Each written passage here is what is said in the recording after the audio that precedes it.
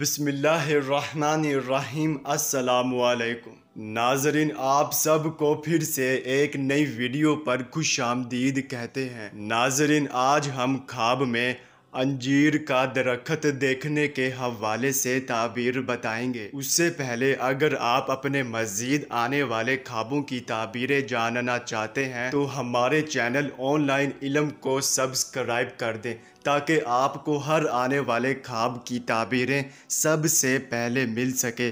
چلیے اب چلتے ہیں خواب کی طرف۔ ناظرین، اگر خواب میں انجیر کا درخت دیکھا ہے تو اس خواب کی یہ تعبیر ہوگی کہ مالدار ہوں گے یا نفع تجارت بے شمار ہوگا مگر حرام صرف کریں گے۔